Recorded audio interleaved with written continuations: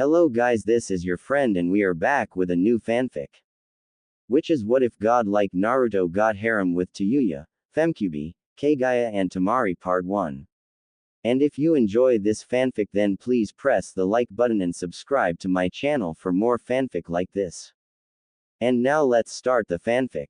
Just when things were starting to look up, said a mysterious figure sitting on top of a large skyscraper while looking down into the carnage that was shown on the streets below. You would think that people would be smart enough to listen to the military when shit like this happens. I guess there are a few who don't really understand what's going on, right, Kurama? Said the figure while looking up at the sky. The figure heard a loud snort coming from his companion. Of course you flea bags would do something as stupid as that, replied Kurama in a bored tone. Of course this would be boring after seeing it happen over and over for a few days. Some idiot would walk over to a place that they are not allowed to be and then bam. They get eaten and mutated. It was a horrible sight to most, but to the mysterious man and his companion it was an everyday occurrence. Kurama, how much longer do you think that this will last? Asked the man. With the help that you provide for those flea bags I would say a week, replied Kurama with a grunt. Naruto, I think we should leave now that the city can help itself and resume your training in the ninja arts, said Kurama in wise tone that made the mysterious man, now named Naruto, laugh like he was being ticked by feathers all over. Gee Kurama, you sound like you're old and wise. I get the old part but wise. As if ha ha ha ha, replied Naruto, who was clutching his stomach from the thought of Kurama wise. Due to this he missed Kurama's angry roar from within his mind. However, Kurama will get his payback against his blonde-haired Jinchuriki. Shut up, brat. I am the mighty Kyuubi no Kitsune. The one that can destroy mountains with but a swish of one of my 9 almighty tails. Said Kurama with a puffed-out chest. Yeah, heard it before Kurama, it's kind of getting old, don't you think, you mountain-sized carpet? Replied Naruto while pondering what Kurama had said. He was right though, he should get back to his shinobi training. It while he may be advanced in most of the subjects he could get better. After all, there is no limit he can hit anymore thanks to the past events that led up to this point. With a sigh Naruto pondered to the most occurring events that had lead up to this point in time. Flashback.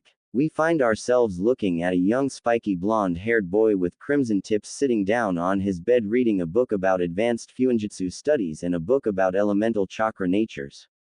The boy himself was about 7 with a height of 3 feet 8 inches, around about the height of most boys his age. He currently wore a short-sleeved blue shirt with a matching pair of Anbu pants. This boy was Naruto Uzumaki Namikaze, son of the 4th Hokage, and his wife Kushina Uzumaki. Naruto was also the Jinchuriki of the Kurama, the Kyuubi no Kitsune, well, the young part anyway. Naruto was born on October 10th, a day when something terrible happened, and the terrible event was the freeing of Kurama from his previous host Kushina Uzumaki. Due to this event, Naruto and his twin sister Mito had to become the Jinchuriki of Kyuubi, Kurama, to save their home village. It was also the last day of the 3rd Hokage's life, as he had performed a self-sacrificing sealing technique which would summon the Shinigami to seal the Kyuubi, while doing so that the 4th Hokage didn't have to, so he could live with his newborn children and wife. After the sealing, the 4th Hokage, Minato Namikaze, had announced that both his son and daughter had held the Kyuubi, while also telling them that Naruto held the yang part of Kurama's chakra while his sister held Kurama's Wyan chakra. Because of this, Mito had become Konoha's princesses, while Naruto had become a demon to everyone in the village. Why would people do that? Well, because yang is the darker and the more evil part of yin and yang, so people believed that the demon had taken over Naruto's body at a young age, and due to this he is considered a demon in their eyes. Now Naruto was by far demonic. He was a boy with an amazing intellect that had shown since he was 2. How was this shown? Well, you notice it pretty easily when a 2-year-old walks and then does the tree climbing exercise right after learning to walk. However, even though he was considered, if anyone noticed him, a genius prodigy that would only appear once a few thousand years, he was pushed away by everyone, including his family. Heck, his family was even worse. They ignored him at every turn and only focused on his sister, who in turn also turned into a bitch to Naruto and took every opportunity to bully him or insult him.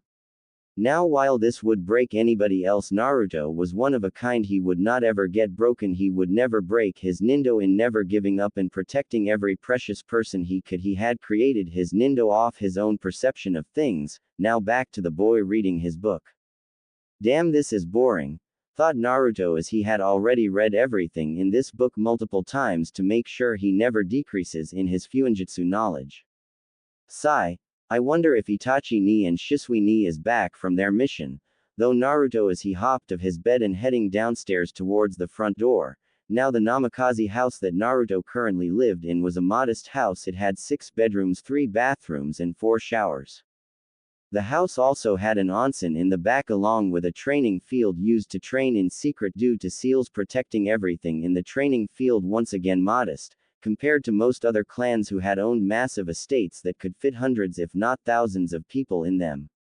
As Naruto was opening the door, he heard his father and mother congratulating Mito for getting the first stage of the Rasengan complete, while he on the other hand had completed the technique, even adding his affinities into it. That's right, affinities as in multiple. Naruto himself had an affinity to all 5 main nature affinities, which are wind, water, fire, lightning and finally earth. However, while he had all 5 affinities, it was at varying levels. His wind release and water were very powerful. His wind affinity allowed him to hover, and with more training, the ability to glide or even fly. While his water affinity lets him draw water from the atmosphere like the second Hokage Tobirama Senju, although not at his level. Next came his lightning affinity. While not as powerful as his water and wind affinity, his lightning affinity was strong enough for Naruto to produce red and black lightning. He found this out when his lightning affinity had started to split, then becoming different colors with different effects.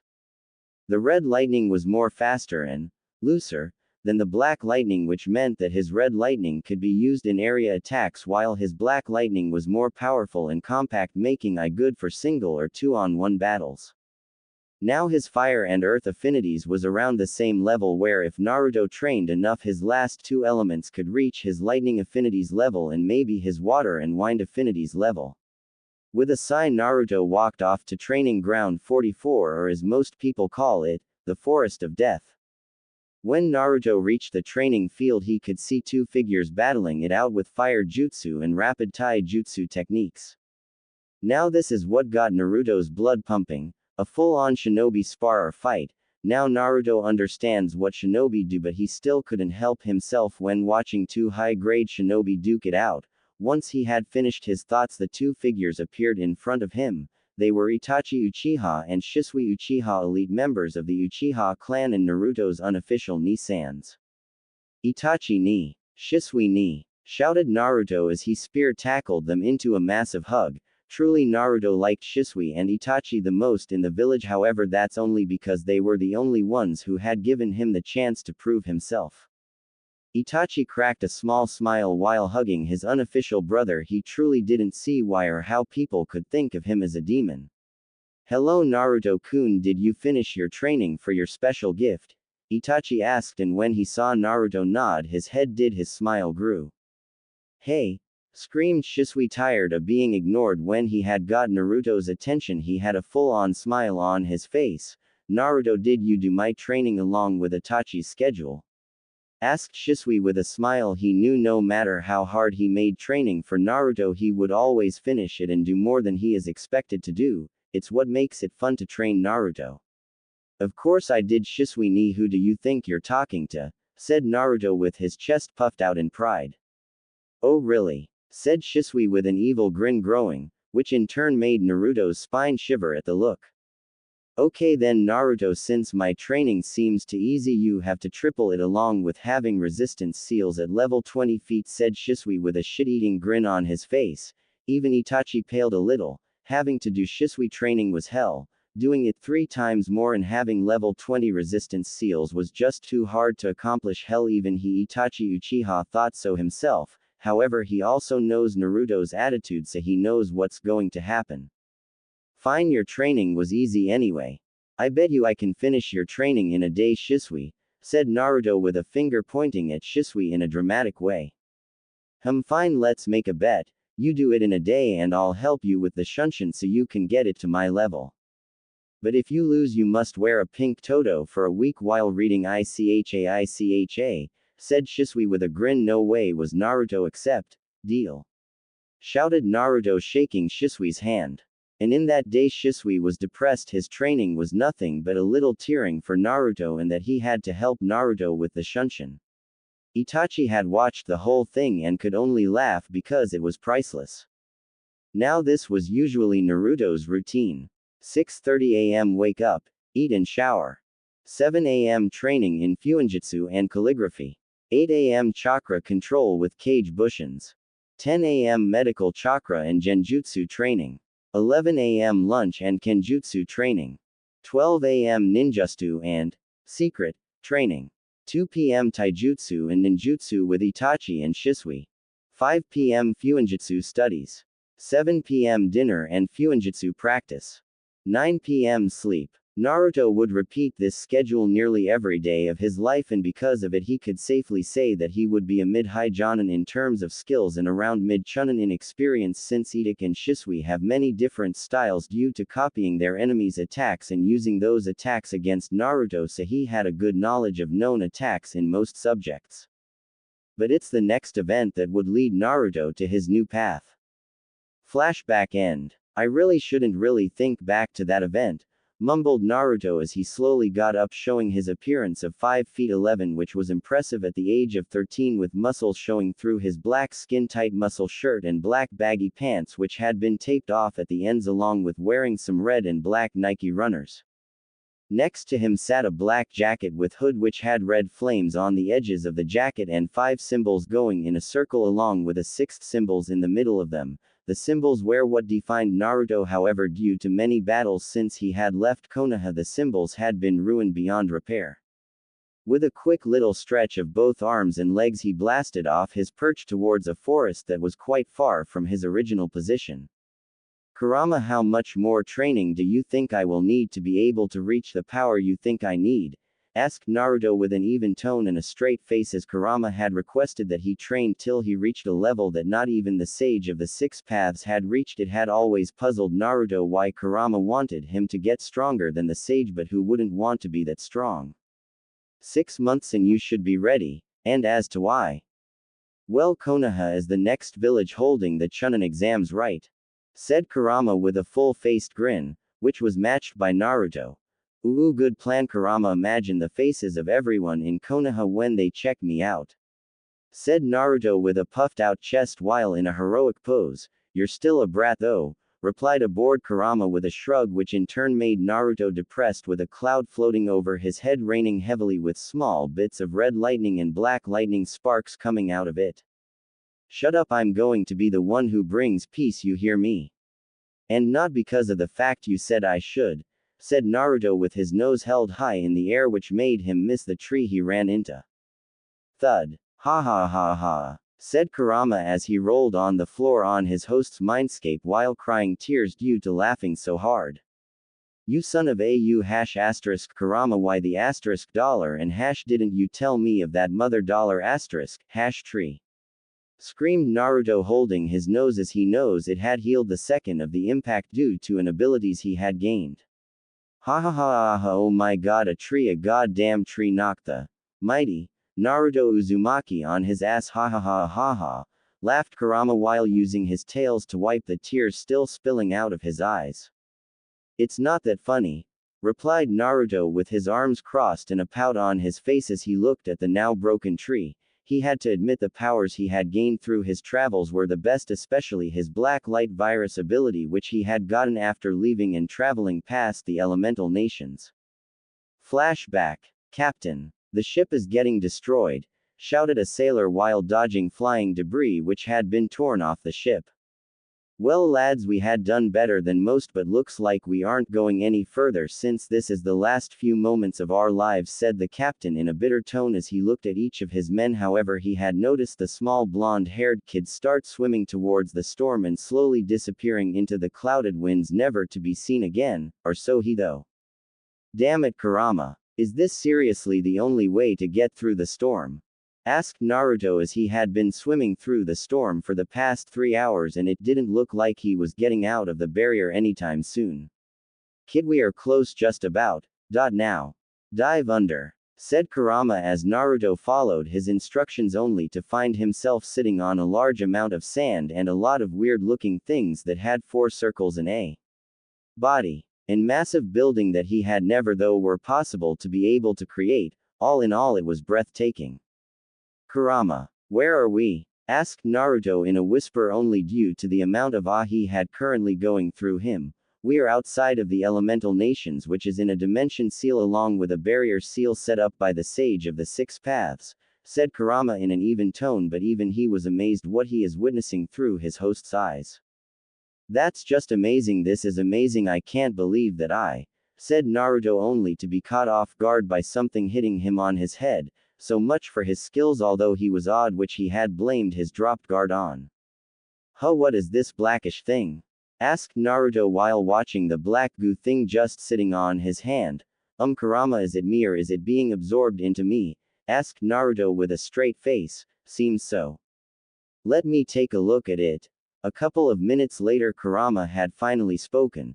The goo is a mutated virus that is meant to turn all things into a mutant zombie of some sort that would follow the orders of the queen or king while attacking anything else that is not a mutant zombie.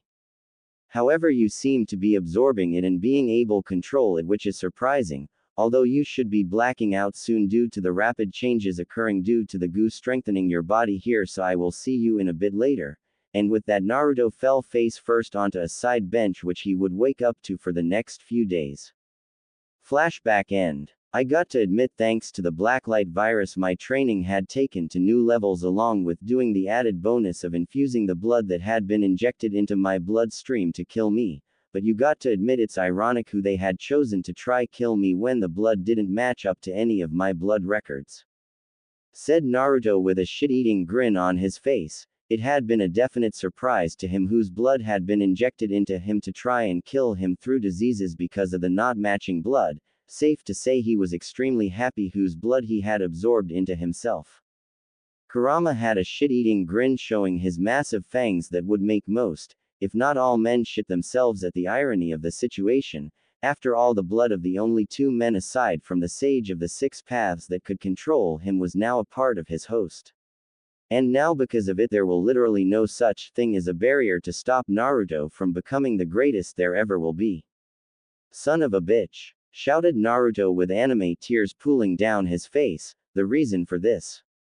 Kurama, though it would be a good idea pumping massive amounts of his chakra into Naruto's newly made resistant and gravity seals, which in turn max the seals to the maximum strength.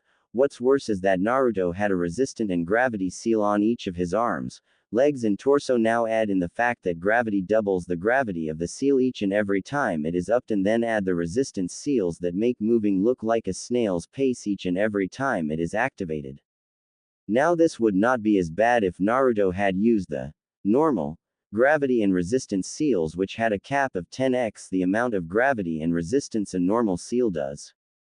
Now since Naruto is a high-quality seal maker, he had created his own gravity and resistance seal that had went to a level of 100x normal gravity and resistance. Currently the 4th Hokage is only on gravity level 4x and resistance of 6x.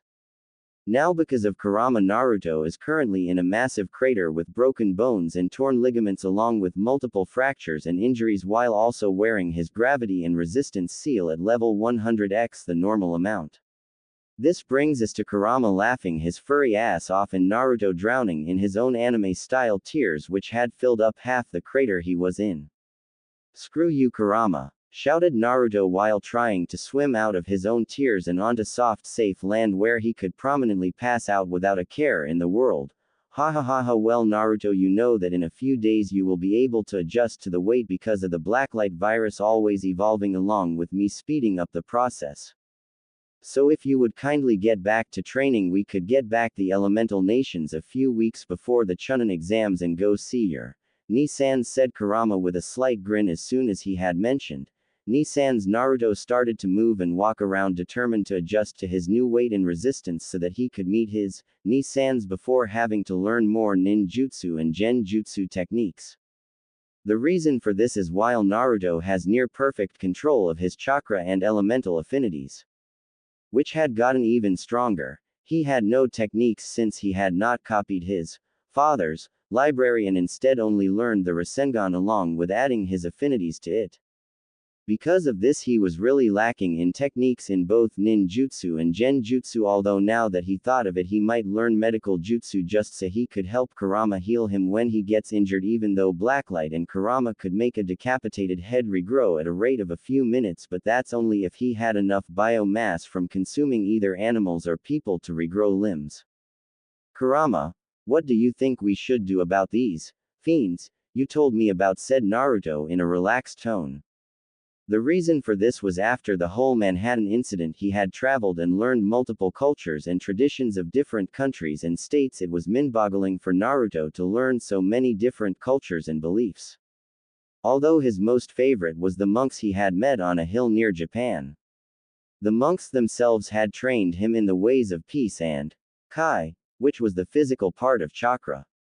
It took a while to separate his chakra, and because of this he had gained new abilities from it he learned. Due to his strong kai and spiritual energy he could use the energies separate from each other, so instead of just chakra he also learned how to use kai and spirit energy, which he had named Reiatsu. While training with all three forms he found that kai was more powerful but not very controlled, while on the other hand Reiatsu was controlled but not as powerful.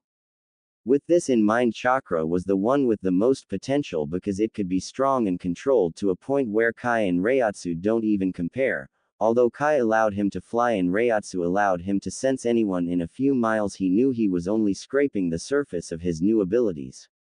Don't own Dragon Ball or Bleach, only using certain aspects. But currently his problems were with what Kurama had called fiends, which to him were what true demons would look like. He had faced a few of them along with what appeared to be followers. He guessed the followers were seriously ninjas with a fetish of spider symbols all over their cloths and probably their bodies if he had to guess. But unlike ninjas in the elemental nations, these were true ninjas, stealthy until seen. Then they were really good opponents, although they used weapons like katanas, scythes and many other weapons he would think would be impossible to use. This was one of the reasons why he had taken to learn kenjutsu as well. His sword was special though, as it was made from his biomass. Originally it was a massive blade that was connected to his arms, but it was way too big to be used with finesse, so he had combined his biomass with a katana he had found on his journey to make the most unbreakable sword on the planet, and best part, he could use his affinities to strengthen his weapon even more. This was proven when he had defeated multiple purple fiends during his training near the mountain of Mount Fuji. Although they seemed to have stopped, he had a feeling that the beings resided in the mountain, which had currently brought a thought in his head that he should investigate. Even though his new seals were weighing him down, he felt that he could still fight an army of those fiends and make it out on top. So Kurama, what do you think? I mean, if they attacked me they could have also attacked others and possibly killed them. I don't know if I should check or not, so what do you think, Furball? Asked Naruto with a serious and slightly joyful tone that he had added at the end with the Furball comment. Shut up you brat, I am the Kyuubi no Kitsune. You are nothing compared to me. You got that, you little meatbag, said Kurama with a snarl, but that was ruined by his happy expression on his face. He knew Naruto could fight him toe-to-toe and possible win, and that was with his taijutsu and kenjutsu. Even though Naruto could use his bloodlines which he had gained from the infused blood, he knew Naruto would never do that to him even if it was to win a fight. That's what Kurama liked about him. He was always fair to everyone and gave them chances, a change that Kurama took to become his friend. Even though he was the darker half of his body, he still knew even if Naruto didn't try become friends with him, he would have had a partnership with him later on. It brought a little sincere smile to his face, although it went away when he heard Naruto's response. Ha. As if, Kurama, you know I can kick your ass while I have my eyes closed and with my arms restricted. I bet I could kick your ass even with one finger, you overgrown fleabag. Hell, I bet you gained you title of the Great Kyuubi no Kitsune cause of your wet dog smell. Ha ha ha ha ha, replied Naruto with tears streaming down his face as he had one-upped Kurama, which he regretted after Kurama gave him the mother of all headaches. Ungrateful brat. I could beat you while sleeping. Well, anyways, regarding the fiends, I think you should check them and consume them to gain a bit more understanding of what's going on, said Kurama with an even tone. Even he had no clue what was going on, but he was getting curious about it. Okay, let's go, Kurama, shouted Naruto as he blasted from his little training ground at the base of the mountain, destroying many trees with his chakra-enhanced speed due to his original speed being weighted down due to gravity and joints restricted from his seals. But he had to come at a stop when he almost crashed into an old man who was bald with fuzzy white eyebrows and white chin hair that had reached his chest and the distinct clothing of a traveling merchant that not a lot of people would see nowadays. Hey old man, are you okay? Asked Naruto with a hand sticking out for the old man who fell due to the wind speed made by Naruto as he had stopped.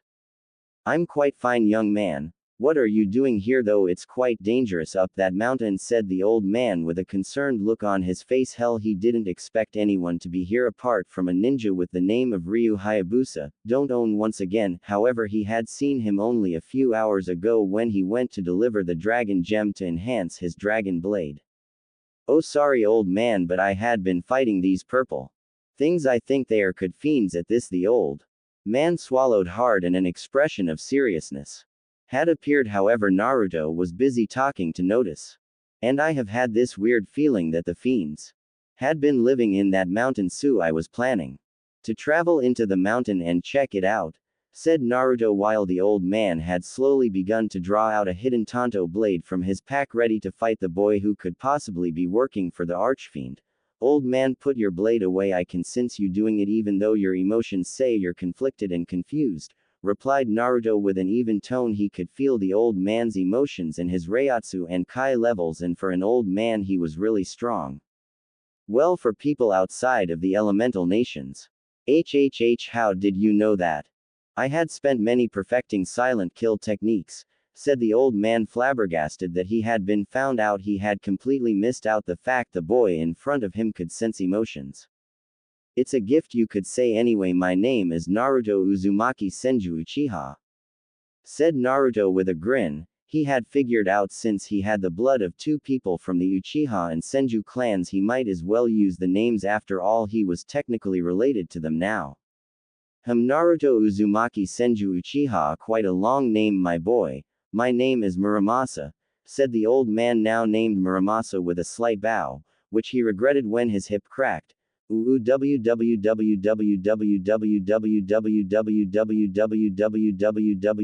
My back, screamed Muramasa as he was holding his hip in pain, in which Naruto simply walked up to him and transferred some of Kurama's chakra to heal his entire body.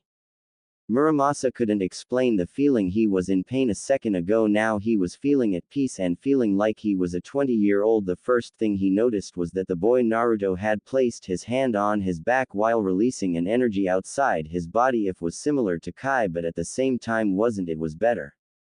But sooner or later the feeling went away when Naruto moved from his position to stand back in front of him. Hey old man, you feeling better now? I had used some of my energy to strengthen your body and heal it to a level where you won't feel any pain, although I would advise you against doing anything strange activity from now on. Traveling is fine and all, just not skydiving or something, said Naruto with a shrug. He had seen quite a lot in his time here when traveling Europe and Asia.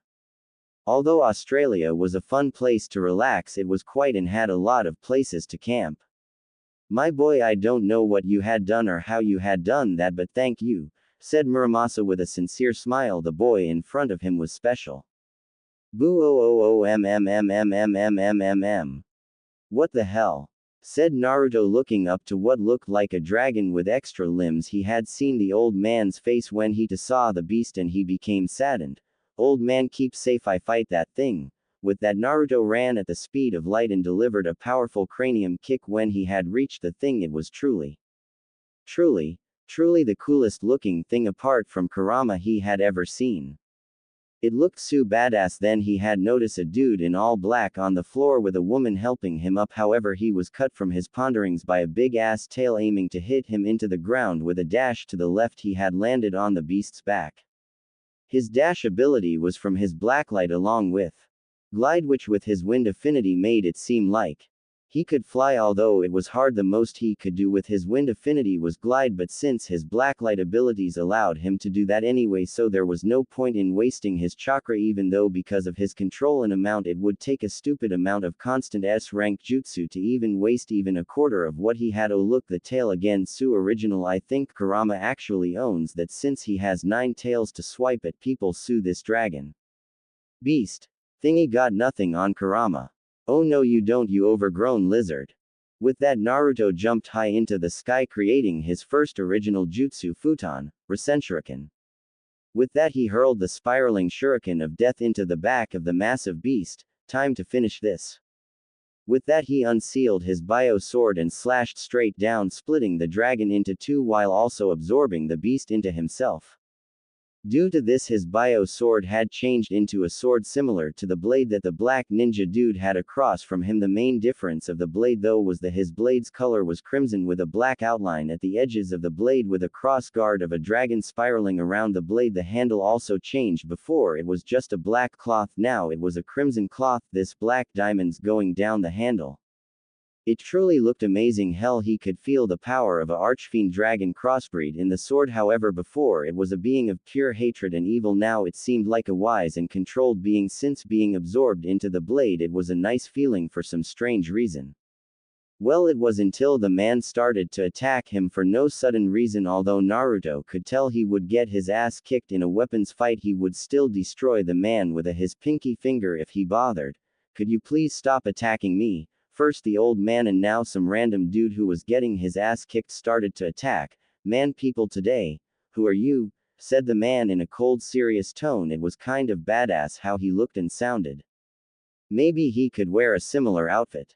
Yo, name's Naruto Uzumaki Senju Uchiha no. One badass and the ultimate ninja. Said Naruto with a puffed out chest, which he lost soon because be heard giggling from the woman. Before that stopped the ninja's battle instantly. Naruto, because it was depressing, his badass moment got ruined by giggling. The man in black, because it was just stupid. With a sigh the man lowered his weapon. My name is Ryu Hayabusa, ninja of the dragon lineage, said Ryu with an even tone. Then he noticed that the archfiend's corpus was gone and that it meant he could finally go home and help his village. Thank you for your assistance, but I must return to my village to help with repairs, said Ryu with a light tone and due to his mask and headgear an unreadable expression. Sure. Also, if you pass by this village near a couple of mountains about 100 kilometers southeast, can you tell them I'm okay? I think it was called the Hidden Village. I don't know why, but yay, it took a while to repair though. It seemed like a hurricane and fire hit it. Well, see ya, said Naruto, walking away with his hands in his pockets while about to fall face first of the side of a mountain so he could start his trek home.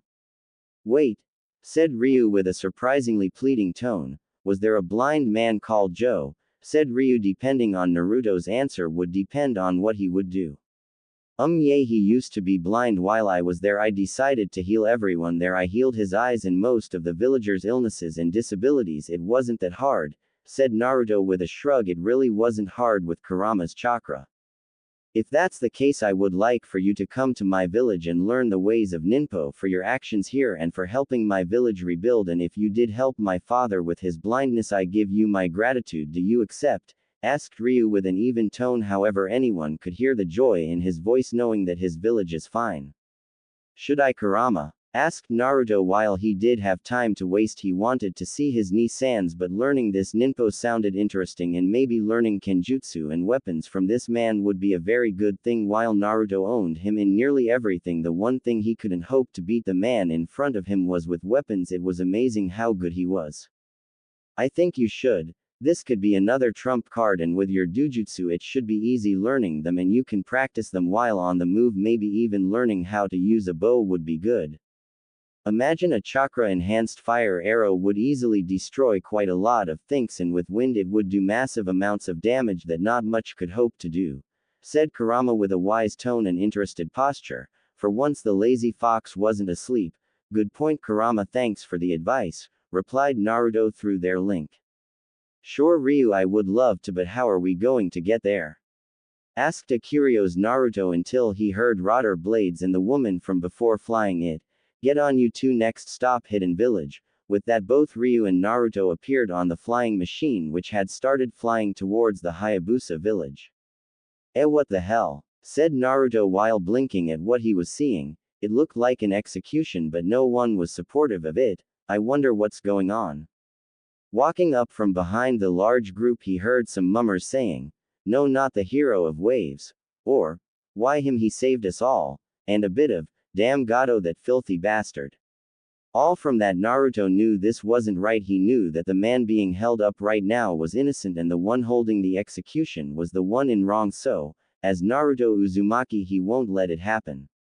"Hey midget bastard!" screamed Naruto, drawing the attention of everyone there along with Gato with saying the supposed crimes of the man at the execution stake. After the scream, everyone stopped and looked to the one who had said it, only to see a boy about 13 to 14 who was about 5 feet 11 with spiky blonde hair with crimson-colored tips, wearing a black hoodie with red lines going throughout the whole jacket. Looks like design Kurama's chakra mode, just not the actual transformation. However, when the red lines go to his stomach, it looks like there is an eradicate design on his stomach of a spiral with a lot squiggles surrounding it, along with two pointy fang-like things pointing down towards the ground. His pants were simpler, with just plain black pants that reach his ankle and cover the top part of the shoes he is currently wearing, which would be his original Nikes of mainly black with red. All in all, he looked like someone who was just badass from just his clothing. However, Gato had to get this execution out of the way and take control of this place before dawn, who said evil was easy.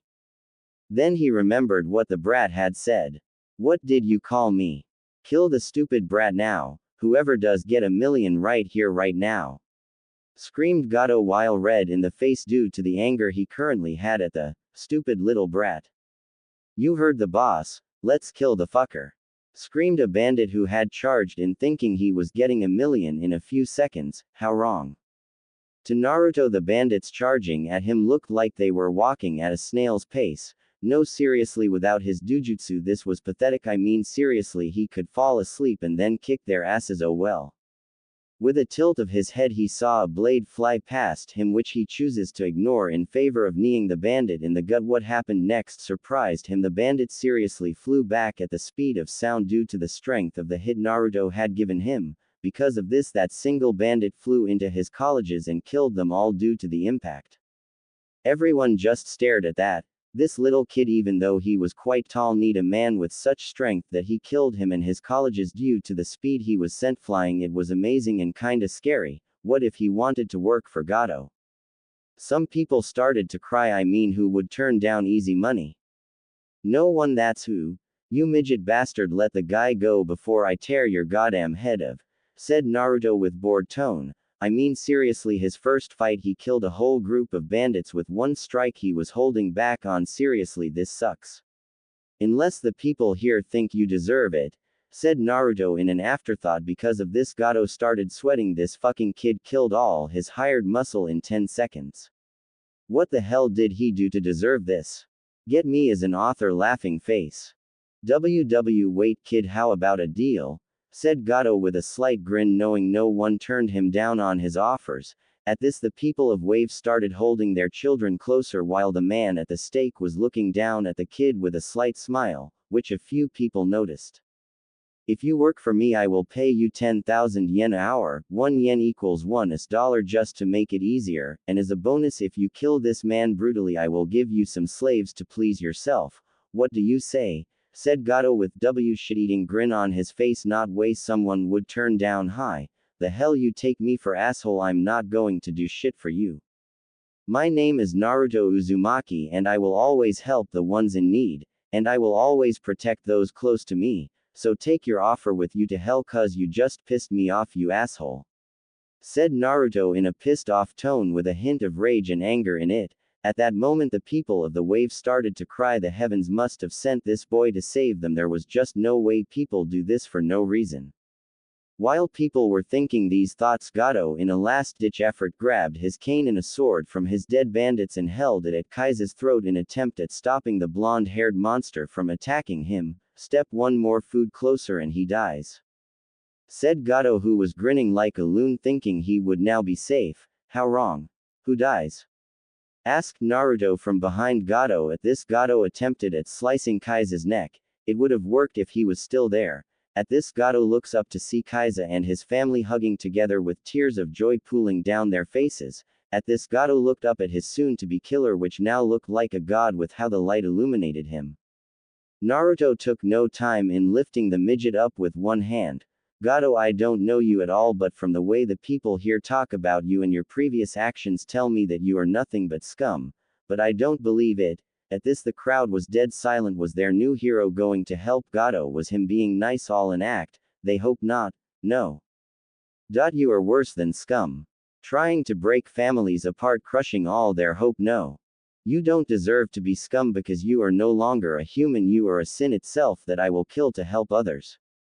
I'm not naive enough that everyone should get a second chance. However, I do give everyone a second chance, but you blew it away. So sorry, Gato, but your time ends now, said Naruto in a straight face with a depressed tone. He slowly lifted Gato up, who by the way was shouting angry things, and threw him in the air and bio-bombed him while also absorbing Gato's knowledge for bank statements, his slavery rings and his businesses. He probably will give most of the money Gato owns to the Wave and a few businesses to Wave as well.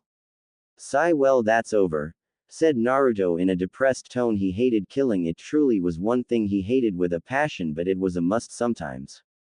A few seconds after Naruto killed Gato, the people of Wave jumped up and chanted, "Hero," while grabbing Naruto and throwing him up. It truly made Naruto feel better to know that he was considered a hero here. Unlike his hometown. Flashback before Naruto left age 10. Demon, shouted a group of villagers trying to capture the Kyuubi brat. No, not their princess, but the demon boy. Why do you all want to hurt me? Screamed Naruto. All throughout his life he had gained only pain and betrayal. The villagers had always hurt him, always called him names, and had always made life hard for him. You would think that being the son of the fourth Hokage would help him out, but no. Even the fourth Hokage and his wife didn't help Naruto. To them, Naruto was a failure in both a son and likely ninja, although they haven't even trained Naruto, thus they don't know how far ahead Naruto is truly from Mito in everything. And the kicker is they ignore the fact he gets beaten up. Hell, they don't even care. Then the betrayal of the Ichiraku family. Naruto always thought that he was welcomed there until he found out they put poison in his ramen. That hurt Naruto the most. All those smiles while he was eating were fake, and they truly were smiling for his death due poison. It truly made him sad. Then the next people he cared about were his godparents Jiraiya and Tsunade. Tsunade didn't even try to be a godmother to him, only to Mito, but Jiraiya on the other had tried to at least talk to Naruto, but Minato the fourth Hokage always got him to tell stories to Mito about him. At least Jiraiya didn't brush him off and tried to help him. That thought brought a smile to his face. There will be people who will accept him, he just has to find them. Jiraiya was proof, he just needed to get to know him. What's the demon smiling about? Asked a villager who had brought a kitchen knife to stab the child through the stomach for killing his cousin's wife's sister, niece, cousin's child. He was rewarded with silence. When he had turned around, the only thing he had saw was two gleaming red eyes with three black tomo spinning slowly. After that he fell to the ground unconscious. Naruto only looked in the pair of eyes and slowly he smiled, a smile that reached his eyes, and with that Naruto ran to them and gave them a hug while both of the owners with the red eyes returned it. Yes, Naruto now knows it is possible to get people to accept him if he tries hard enough. With tears streaming down Naruto's face, he slowly falls asleep hugging his new unofficial knee-sans. Flashback end. With a smile, Naruto was let down so his feet were touching the ground below him. With a fire in his eyes, Naruto shouted a few words that made the villagers tear with joy. The wave is free. And with that there was a party that ranged for 3 days and nights, all while celebrating a new hero of the wave. Which brings us to Naruto sleeping on a bar table with a bottle of sake held in his hand.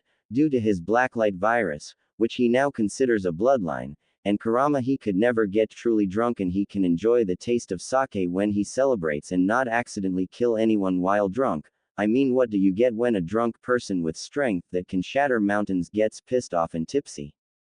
Total destruction in general area and a few miles around it. Truly Naruto enjoys life. Excuse me, said a voice that sounded like he met his superhero for the first time. When Naruto looked down, he saw a kid with a bucket hat wearing light blue overalls with a tan shirt underneath looking up at him with admiration. It truly warmed his heart that he saved this kid from feeling the pain Gato would have surely done if he hadn't helped out. Yes? Asked Naruto with a slight smile and a relaxed posture. I mean, when you are nearly indestructible, it is kinda hard not to enjoy being relaxed in a safe area, even though it's not a good thing to do. You're the hero of the wave, right? Asked the kid with hope growing in his eyes. Along with his eyes, he could also tell that there was excitement in them as well. Yay, that's me. What you need, little guy? Asked Naruto with his smile still in place. Oh. My two-san told me how you beat up Gato and saved everyone along with the previous hero of the wave. That's so cool, and because of that you have to see what the others have done outside. Look. Said the child with energy that only children could possess. Ha ha ha, okay, I'm coming. Said Naruto with a small grin on his face as he stood up and left a generous tip for the bar worker before he walked out following the small child. They had walked until they had seen what was built in the middle of the small village, and what it was shocked him. It was a picture of him with his arms crossed and a smile on his face looking out toward the front of the village. It was amazing they did this in only 3 days while drunk. And the statue had been made with almost perfect detail.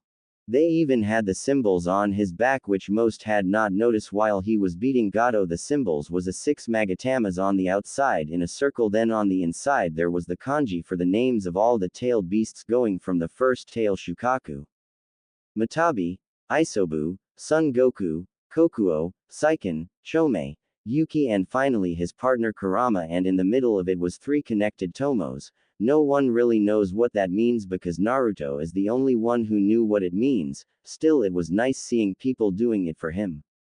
While Naruto was pondering, he heard a few people talk about making a bridge so their trade could be a lot more easier and better. Listening to their points, Naruto had an idea about that. After finding out where they were making the bridge, which was at the front of the village, Naruto waited till everyone went to sleep. With everyone asleep, Naruto continued with his plan. Standing in front of an edge of a cliff, Naruto put his hands together and guided chakra into the ground. After a few seconds of waiting, hundreds of roots shot from the cliff face and connected with the other side. Forcing more chakra in, he made the wood clean itself so it was flat and straight, along with being shining, which signaled that the wood being used was a special type of wood that was more durable than steel and it was resistant to fire. After that, he made more roots turn into fences that surrounded the bridge to make sure it was as safe as it could get. It took around about an hour because Naruto actually had no jutsu or way to train his Mokudan chakra, so it was easier to use. Currently he was finishing up on the bridge by adding supporters underneath the bridge. Even though it wasn't necessary, it was just so the people felt safe going across the bridge. With the bridge done, Naruto decided to fall asleep while leaning against a fence he had made. Soon soft snoring was heard coming from Naruto.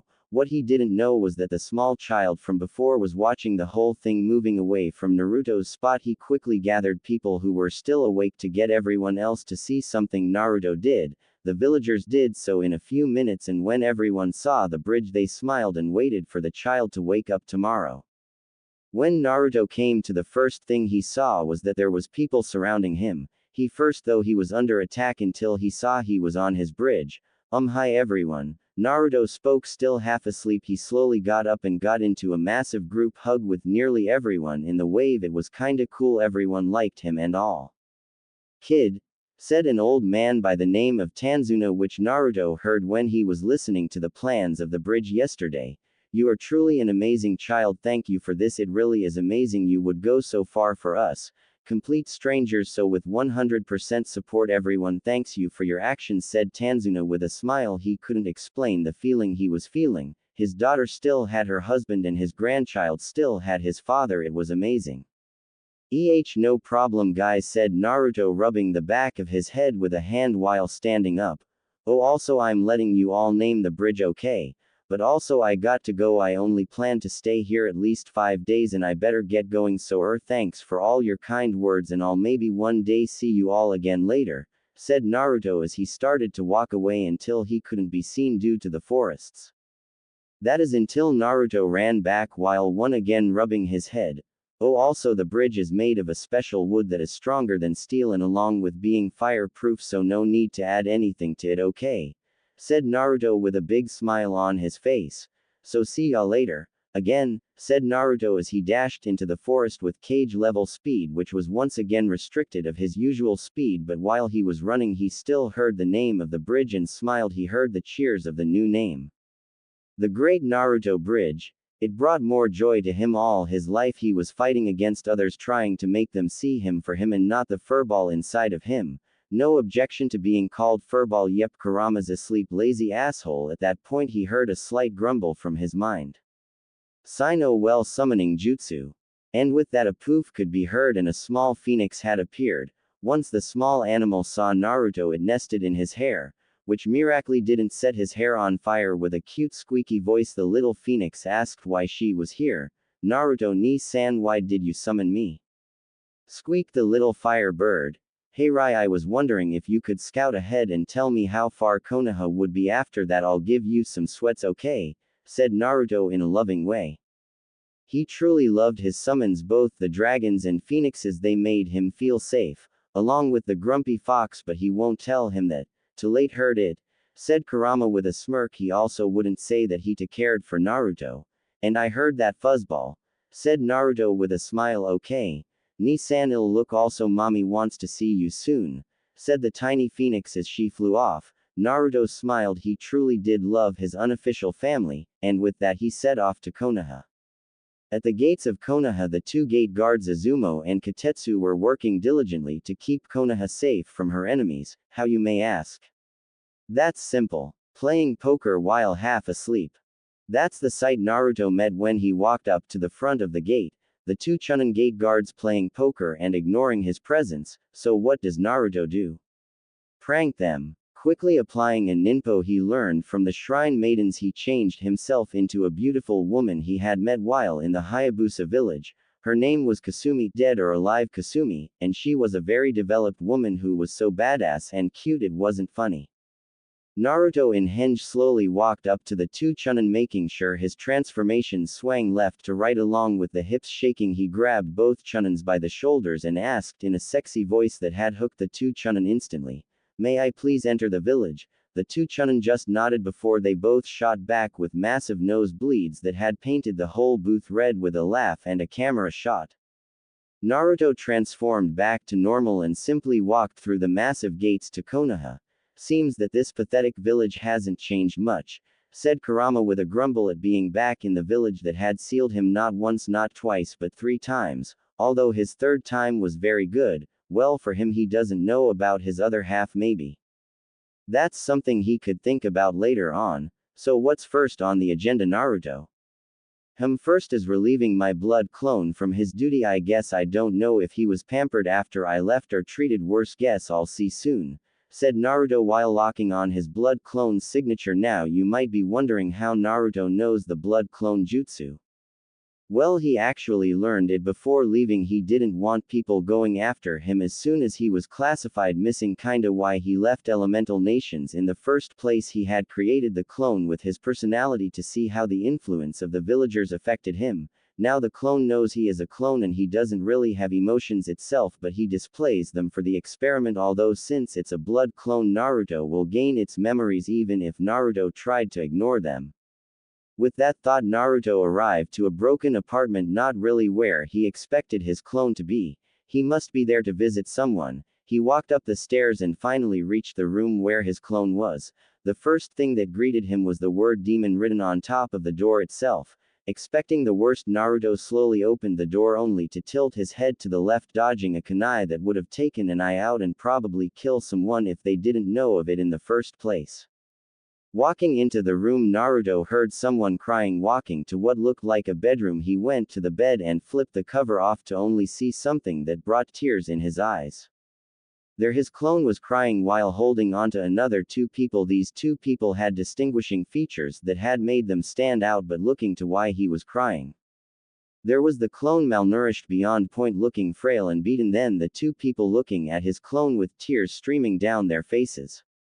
When they finally looked up at their assailant, they gasped. There in front of them was almost a perfect copy of the boy they had been with for the past 2 months. With a small hint of fear, they both asked in a defeated tone, "Are you here to kill us? I know that we don't have the money to pay for this place, but we can't afford it. Please give us a chance," asked the two. Now that Naruto looked at them full on, he notices they both were girls. One of them had blackish blue hair that probably reached the top of her shoulders in a wavy manner and had soft black eyes that had the emotion of suffering in them, soft light lips quivering from sadness. She barely had anything on her person, only a loose black shirt with long pants, both in black. Her skin had a shine to it, but you could see some bones. She probably was only lightly malnourished. The other one though had blonde hair with red tips at the end, sort of like his hair. She had blue eyes, sort of like his old ones. By old ones he means before blacklight had changed his eye color. It was cooler crimson, and the dujutsu he had also gained strength due to the virus bloodline. She had red lips that were quivering like her counterpart. She too had a loose shirt, however her shirt color was green while her long loose pants were white instead of black. Finally he assesses his clone, and it was so sad it shown him how much it was a right choice to leave the village. Deciding to end the suffering he had placed the clone under, he grabbed his head and said in a tone that made the three occupants on the bed relax, "Blood clone. I'm sorry for all the pain I had caused you by leaving you here, but thanks to you I can finally protect my precious people, and because of that I will remember to summon you as a clone when I get a better suited technique, so thank you, and I will promise that I will protect you friends. Thank you and enjoy the rest you deserve." With his peace said, Naruto dispelled the clone, who had given his creator a smile knowing his friends were safe and he could finally relax. With a poof, Naruto's clone dispelled into nothingness. Naruto quickly grabbed his head due to the memories of his clone, and the one thing he had to say was, "I'm sorry." It truly was hell on earth for the clone and Naruto, reviewing all that happened to him, but the most occurring events were when his family disowned him in front of the village. Itachi and Shisui had to become Anbu for the village, and because of that Itachi, his Ni-san, had to give up on him. It hurt, really hurt, but Shisui, he is his true brother. Even with people against it, he was always there for his clone. Hell, he even took to wearing a kitsune mask in his honor. It was one of the most pleasant moments of his clone's memories. Next was finding Toki Senju and Satsuki Uchiha, the two women next to him. He saw how Naruto saved them by accident when he had found Orochimaru's hidden base, where he had found the two members in test tubes ready to be tested, but due to Konoha making Orochimaru escape, they had been safe. Then next lead to his clone become really close to both of them. Seems as if his clone was dense because he could see that they both loved him easily. Whether it was from his actions as a person or from saving them, he doesn't know.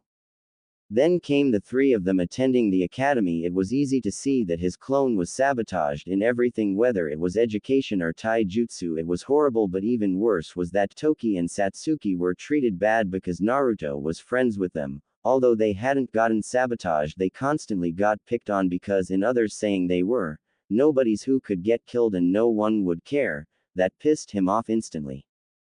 Then came the Mizuki incident, where his clone had stolen the forbidden scroll from the Hokage office and learned the Kage Bushins, which was ridiculously easy. After that, his clone had copied a few techniques that went with the Kage Bushing, like the Bushin Daibakua and Shuriken and Kunai Kage Bushin no Jutsu.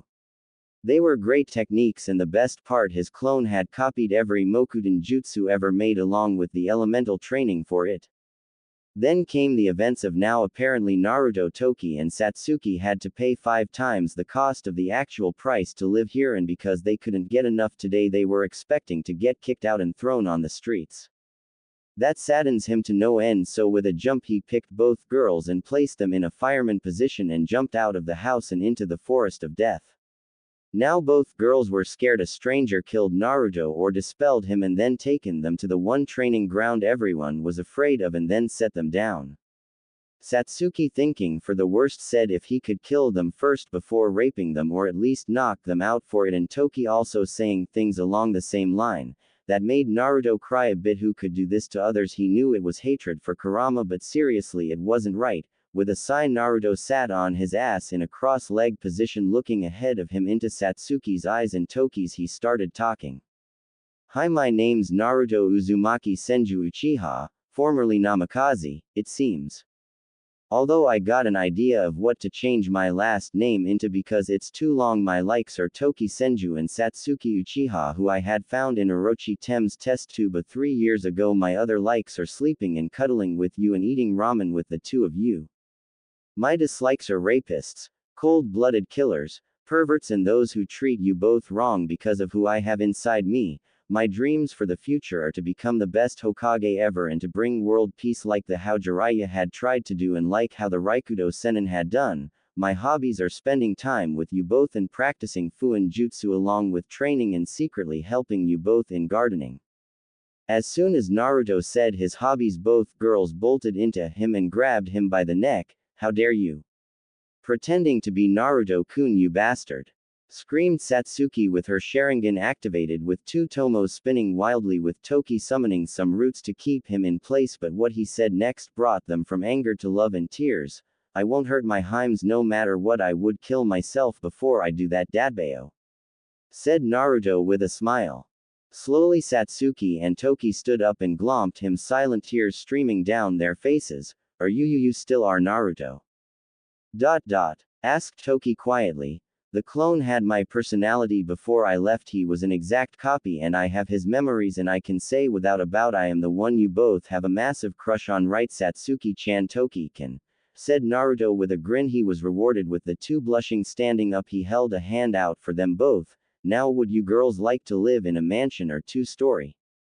Asked Naruto with a grin. He definitely was rich enough for it after the whole Gato thing, and now due to it Naruto now owns a company called Uzumaki Spirals which sells most items and has many businesses along with it, so he was pretty loaded now. But first off we are going shopping, okay? And first thing first, said Naruto with a serious expression which sort of made the two girls start to back away slowly, getting ramen, Dadbao. After he said that he got a slap to the back of his head which made him chuckle. He really liked Satsuki and Toki. After seeing his clone's memories of them, he couldn't help but comment though, and because of that he would be on the ground holding his head from the pain. Ouch, Satsuki-chan, keep hitting me and I might confuse you for a stronger Sakura, ha ha ha, said Naruto with a cheeky grin until he was holding his head because of a stronger strike. Okay, I'm sorry, please have mercy, said Naruto crying and holding on Satsuki's leg pleadingly. Finally she gave a sigh and let him up without smacking his head again. Thanks, Satsuki-chan. Man, you seriously, you and Toki's strength from my memories are no joke, said Naruto with a grimace as he rubbed the swollen bubble on his head. Man, it hurt. So back to the question, what do you want for a house? Said Naruto as he had already purchased a massive plot of land at the top of the Hokage monument, but it was quite a bit off from the Hokage office which gave a lot of privacy. What do you mean, Naruto-kun? You must know that we were broke, right? Asked Toki with a tilt of her head which indirectly made Naruto think of cute. Well, I have been out of the village for 3 years and I have gained abilities that would shock you to your core, so let's go to our plot of land and you tell me how you want the house, okay ladies? Said Naruto with a smirk worming onto his face. He couldn't wait to see their expression when he makes the house from his Mokudan. Satsuki grabbed Naruto's left arm while Toki had grabbed his right arm with both securely on. He used the shunshin to travel to his plot of land. Now girls, describe the house, said Naruto while taking out a notebook and thinking of some things that he wanted in his house. I would like to have a training field behind the house along with a onsen connected to the house so we don't have to go outside to go into it, along with having an indoor pool once again connected to the house. Also a green room so we can garden, said Satsuki with a finger on her chin and imagining how in the hell Naruto was going to be able to make everything before night. Finally Toki decided on how the house would be made. Okay, 3-story with an underground basement which should be held as a library and jutsu practice area, with the first floor living room and kitchen along with a theater room and game room. For the second floor I would like it to be sleeping area with 4 rooms, 1 main room that can hold the 3 of us, because frankly I've gotten used to sleeping with both you and Satsuki in that room. I would like it to have a massive walk-in bathroom along with closet. For the other 3 rooms I would like them each to have a bathroom but not as big, with smaller closets. For the 3rd story I would like a study room, and I would like all of this to be in a modern type of building. With her piece said, Toki fell silent while looking at Naruto with an expecting look, and Naruto took this as his cue to start. Alright. Girls, move back a bit and be prepared to be amazed, said Naruto in an excited tone with a fire burning within his eyes. When Toki and Satsuki moved back, Naruto positioned his hands into a prayer-like hand sign. This made both girls' eyes widen with shock. Their Naruto couldn't do that right. Naruto, waiting for the anticipation to get high enough, made his chakra flow, which had slowly made the ground shake. Soon thousands of roots raised from the ground and formed the house both Toki and Satsuki had imagined. It was amazing to both girls. They seriously wanted to jump Naruto but had waited until he was done. 15 minutes later and their dream house was done, and that was the cue to jump Naruto and kiss his cheeks, which Naruto responded with a massive blush that would have made a tomato jealous. Ha ha ha, it was nothing, ya know, said Naruto with a stupid grin, at which Toki and Satsuki kissed his cheek again. It really was their Naruto and not just a fake. Well, we still got to go get furniture, said Naruto in an even tone. He really doubts anyone would remember him unless they see his whisker marks, which had now looked thinner and closer to his face. But we can't afford it, Satsuki reminded Naruto with a pout, which was washed away when Naruto pulled out a suitcase from somewhere and opened it up to show thousands of yen all stacked neatly in the case. As soon as Naruto pulled his case out, he was literally dragged around buying everything the girls had wanted. He had heard multiple comments from villagers but chose to ignore them in favor of enjoying Satsuki's and Toki's time together. Near the end of the day, as they were walking by Ichiraku, Naruto smelt the sweet smell of ramen and couldn't help himself enter. So what if they poisoned his ramen? He couldn't die from it, so what's the harm dragging Satsuki and Toki with him? Naruto sat down in the middle of them both and ordered himself 30 bowls or chicken ramen, with both girls ordering 1 beef and miso ramen. Now the Ayame had seen Kushina Uzumaki and her daughter eat 7 bowls of ramen before getting full, but this kid literally ordered 30 bowls of chicken ramen. It was amazing. While she was spacing out, Naruto spoke for the first time since entering. Oh Ayame, also do me a favor and not put poison in my bowls please, said Naruto with a smirk, while Ayame, looking closely at Naruto, paled. How was this possible? What happened to the twerp who she had beaten up last week with her dad? Looking at Naruto again, he flashed her a grin. Ayame, if you do this for me, I will pay you 20,000 yen along with a tip of 10,000, but you have to sit and have some ramen with me as well. I want to see if I'm so bad. Do you accept? Ayame now started sweating. Her dad wasn't, because he was on a business trip and would be gone for a few weeks, and it had been harder to get customers since the twerp Naruto stopped coming a few months ago. She didn't know why, but it was getting harder to pay the rent, and if she got this, she could pay for the whole stall. With a sigh, she had accepted. Fine, but if you do anything, I'll scream, said Ayame in a suspicious tone. 30 minutes later, we find Ayame laughing her ass off and enjoying the company of Naruto and his friends. Then he was like, I impossible, and started to cry, said Naruto, pissing himself laughing like the other 3 occupants there. It was amazing. 30 minutes prior to meeting Naruto, Ayame was defensive and suspicious. It truly was amazing how Naruto could make friends of most of his enemies. So that's why Shisui of the Shunshin had worn a pink toto on his missions for the week. I mean, he came in twice and he was wearing a mask, but because of Minato wanting him to follow the bet, told everyone of his identity. He was a laughing stock for a week. It was hilarious, said Ayame, crying in joy. It was so fun talking to Naruto and his friends. She definitely got him all wrong. Yep. Say, does anyone have pictures? Naruto asked, only to see everyone shake their heads. Damn, no blackmail.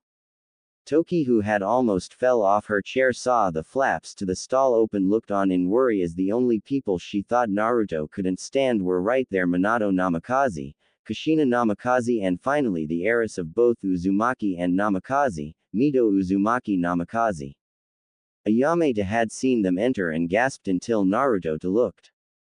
You could hear a pin drop at that moment. Satsuki and Toki were ready to hold Naruto back, and Ayame was ready to help the others hold him back, but Naruto simply stared until a grin formed onto his face. He will never hate his birth family for what they did, but he sure as hell isn't going to be friends with them. So looking back at his ramen, Naruto continued with his story. So Ye Shisui had actually cried because he lost the bet. Then Itachi had laughed as well. He actually laughed. Man, I haven't heard a high-pitched laugh before. I mean, after Itachi laughed, he threatened to tie me up on a flagpole because of me hearing it. Man, his face though, it was too much, said Naruto with tears once again pooling down his face, which was shared with the rest of the girls until the Hokage asked for service. Sorry Naruto-kun, gotta work. Are you still going to be coming back later? Asked Ayame as she started to take notes of what the Namikaze family wanted, although when she asked that, they had turned their heads to look at who she called Naruto-kun, and their jaws dropped instantly. They could tell that was their disowned son, but at the same time they knew he was different, which had shocked them into silence since they had seen the child a few days prior. Of course Ayame.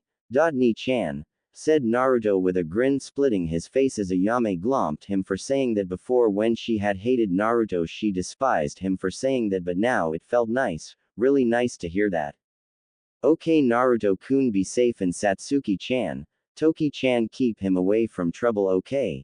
Said Ayame with a grin on her face, which made Naruto retort with a hey. While both Satsuki and Toki grin, then pinch Naruto on the face and start dragging him out to their new house, or they would if Mito hadn't decided to butt in. Hey, losers, what were you doing in here? No wannabe ninjas allowed where they make the food of the gods, said Mito with a superior tone. At that, Naruto's eye twitched multiple times before replying, if that is true, then those with impure hearts may not enter this divine palace at which they serve the food of the gods. Now be gone those of foul hearts, said Naruto in a powerful sage voice, but that was ruined with his cheeky grin that had snuck up on his face. He could hear Ayame laughing as he walked out in Mito's rants.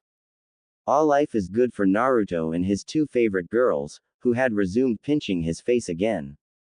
Graduation day. A day where children become ninjas for their village, a day when children become serious and wise adults ready to lead the future. Well, that's the idea. Graduation room. Shut up, screamed Iruka as he had been waiting for the past 10 minutes for people to shut up so that he could finish the role. When everyone fell silent, he started from where he was interrupted from. Okay Uchiha Sasuke, said Iruka, only to hear a grunt from the Uchiha in the middle row. Okay Uzumaki Naruto, said Iruka with a small smile. During the time Naruto was in his class, he had started to like the kid. He was just misunderstood. Expecting Naruto to be late and fail again, he didn't expect to hear a "Yo sensei," looking around for an orange jumpsuit. He thought he was hearing things until an eraser hit his head, making him look up only to see a child with spiky blonde hair that reached his shoulders with crimson tips at the end, wearing a black jumper with crimson patterns traveling throughout the entire jumper, same jacket from before including writing and symbols on back, and also wearing black anbu pants with black bandages wrapped his left leg, which was sticking out of the rows, and also wearing black sandals. Iruka had no idea who he was until the child pointed his finger to his face, where there were faint whisker-like marks adoring his face. Instantly Iruka figured out who he was. He was Naruto Uzumaki, and his face did nothing to hide the shock he had held. At this point the whole class, with the exception of Satsuki and Toki, stared gaping at him until a voice only a monkey screeching could make spoke. Naruto, stop trying to make Mito and Sasuke look bad, you stupid baka, screeched out the owner of the monkey voice, Sakura Haruno, the leader of the SUFC, the Sasuke Uchiha fan club. It was funny watching Sasuke suffer. The dude was a total prick in Naruto's books. Hokage office. Sitting in a room were the new Jonin senseis who would be collecting their teams soon. However, they all wanted some information on their behaviors first, and thus watching with the Hokage the graduation class. Currently Kakashi was crying anime tears when he had heard Sakura's voice and asked if anyone wanted to trade, but that ended in a failure instantly. But what happened next made Kakashi want to trade his whole team up in an instance. Graduation class. You say something? Asked Naruto, who was busy talking to Kurama on how to make a tailed beast bomb with only his own chakra. While it would be weaker if he infused, say, his wind element, it would probably rival his futon. Rasenshuriken in raw power and destruction. Finding himself spaced out again, he missed the shocked looks he had gotten from everyone else. Hokage office. Nope, sorry sensei, I want him as an apprentice, we would work so well, said Kakashi as he was planning if he got the kid to be his apprentice a face mask and a copy of ICHA, but alas he was denied. No Kakashi, I do not care, you will have Sakura, Mito and Sasuke under Team 7 got that, said Minato in an annoyed tone as he didn't want another Kakashi lookalike and worst of all Naruto. Fine, said Kakashi silently, crying all that time he could be reading ICHA with the kid gone. Maybe Sasuke would be into ICHA. Is everyone happy with their teams? Asked Minato with his fingers in front of his face. He still needed to call Naruto, Toki and Satsuki into his office about the lack of Jonin. Also Asuma, tell Naruto, Uzumaki, Satsuki and Toki to come to my office ASAP, said Minato, still looking into the crystal ball and seeing how Mito is doing. With that said, the Jonin had left their Hokage in the office himself. Graduation room. Okay, each of your Jonin senseis will pick you up any minute, so here are the teams. 1 to 6 not important. Team 7. Sakura Haruno, Mito Uzumaki Namikaze and finally Sasuke Uchiha. Team 8. Hinata Hyuga, Kiba Inuzuka and Shino Aburame. Team 9 still in circulation. Team 10. Ino Yamanaka, Choji Akamichi and finally Shikamaru Nara. At that moment Asuma walked in. Team 10 with me, also Naruto, Uzumaki and Satsuki and Toki, the Hokage want to see you, with his piece, said he walk away with his team in tow. Shrugging, Naruto grabbed both Toki and Satsuki by the hips and disappeared with a shunshin only to reappear in the Hokage office, which had shocked Minato, thinking that Naruto didn't know that jutsu. Minato, putting a poker face on, started to say something until Naruto spoke up. There was not enough Jonin and we were unlucky enough to not gain one. It really doesn't matter. I think that me and my two lovely friends here will be enough to take on S-rank missions in about a year without a Jonin supervising us, said Naruto with a bored look which shocked the other people in the room, including the Anbu stationed in the corners of the room. Minato, recovering quickly, made a tried to say it would be best if they wait for a Jonin, got once again cut off by Naruto with an interesting offer. How about this, Hokage-sama? I bet that me and my two teammates will be the strongest team with the most successful mission ranks by the start of the Chunin exams. If I win the bet, my team and I get something from your personal collection, and if you win, I will tell you a secret that would instantly put me on for the CRA. How about it? Asked Naruto with a raise of an eyebrow while he watched Minato put some thought into it, but instantly thought that Naruto was bluffing. Call him on the bet. Fine, I agree to the terms. Come here Monday to start you missions. Remember, you need at least 30 D rank missions before getting asking for AC rank. Okay, said Minato, thinking that they wouldn't last a week without a Jonin sensei guiding them. Okay, I agree to the terms, said Naruto, walking away with his two teammates. When they were gone, Minato called one of his Anbu to his side. Look after them and assess if they can do a decent job as ninjas. Okay, said Minato, getting a nod from the Anbu as he disappeared with the shunshin. Training Ground 43. Okay Satsuki, Toki, let's hear what you're good at and what you're not good at, said Naruto, sitting cross-legged waiting for the two to start. I have a good grasp on the Academy 3 and a decent taijutsu, and I also have the Mokuden bloodline due to my grandmother had an affair with Hashirama before he met Mito Uzumaki, said Toki in an even and relaxed tone. At this information, the Anbu in the tree forced himself to stay put and not tell the Hokage what he had just heard. Okay, cool. I was wondering where you got the Mokuden bloodline from. What about you, Satsuki? Asked Naruto with a tilt of his head. Academy 3 point of mastered, and I also have the Great Fireball Jutsu, and I am mid-chunin in Taijutsu when I use my Uchiha Interceptor stance along with my Sharingan, what has 2 tomos in it, said Satsuki in a proud tone, thinking she probably had the best stats there. That was until Naruto spoke.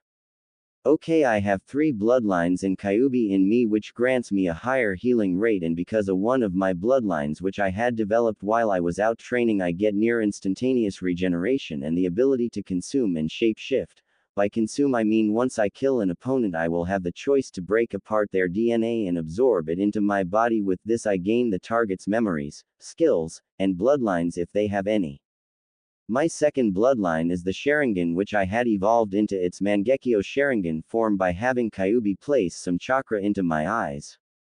Because of that I didn't have to kill anyone to gain them. My Mangekyo Sharingan give me the moves Amaterasu, Susanoo, Koto Amatsukami and finally Kumai. Along with this my Sharingan lets me turn back time for at least 5 seconds if I so choose to do so. However, it is a massive chakra waste, even though I doubt I could ever get chakra exhaustion due to me having perfect control and a tailed beast amount of it. My final bloodline is Mokuden, and I will tell you later on how I had gained both Sharingan and Mokuden. My natural abilities is Cage level speed with my resistance seals on, Tsunade with chakra enhanced strength is my natural raw strength heightened senses due to Kyuubi. My skills are Cage level Taijutsu, Cage level Kenjutsu, 100% control of chakra, Buji chakra amount, Fuin Jutsu Sealing Master and finally Sage of both the Dragon and Phoenix clans. I also have 100% over all 5 main elements, and I am starting to do the Mokuden element training soon. Because of this I can bend all 5 elements to do attacks without much hand seals. Currently I have the Rasengan, which I had upgraded to multiple elemental Rasengans. My strongest however is Futon Rasenshuriken, which is a throw-able Rasengan. I can also do the Kujibushin and Great Clone Explosion along with the Kujibushin forms of Kunai and Shuriken, and that's mostly it I think. Said Naruto, scratching his head in complete thought. I mean, he learned a lot of shit in his time away, and I mean, how do you tell people that without sounding like you're overcompensating? I mean, imagine if he said he could use the physical and spiritual part of chakra separate and being able to fly along with doing ninpo attacks that could be each classified as A rank or S rank. Now that he thinks about it, he really is around the sage's level. Fuck yay, fist pump moment FTW. Satsuki just stared blankly, then fainted, while Toki had for some reason start to blush and pant at the thought of Naruto being that strong. Hey, it's true what they say, power attracts, and the Anbu in the tree was seriously wondering if that was possible until he looked down and saw his food connected to a root that started from the floor. With a tug, the Anbu was held midair by multiple roots while Naruto had appeared in front of the Anbu in a nanosecond of a second. Which had the effect of him really believing what Naruto said about abilities. Now, deciding to start, Naruto spoke in an even tone. Are you happy with the current information I had given you? Anbu, tell the Hokage I aim to win the bet and also have a nice day convincing him that you're not on drugs. With that, Naruto made the roots flung the Anbu towards the direction of the Hokage tower. Because of this he had missed a tree that had a dead root Anbu on one of his branches. Walking up to the 2 girls, Naruto asked in a happy tone, so ready to start the training? At this both girls shuddered. They were going to die. If what Naruto said was true, they were going to die. Come on ladies, only a few more miles, said Naruto, jogging on the spot while wearing additional weights and resistance seals so that he would only be at around high Jonin level in speed and reflexes so that his 2 teammates could hopefully keep up. That was until he had noticed that they weren't even in his eyesight. Signing, he activated his Sharingan to see where their chakra signatures were, and he could barely spot them at around the 10 kilometers range. Disappointed, he shunshined to their location to only see a passed out Satsuki and a dry heaving Toki. Signing again, he picked both them up and shunshined back to his current house, where he dropped both of them on the main bed and left to do his own training. For the last few months, Naruto had kept his promise that he would make Team 11 the most successful team there was. Between the rookie 15 feet, Team 11 had completed 62 D ranks, 34 C ranks, 21 B ranks and finally 13 A ranks.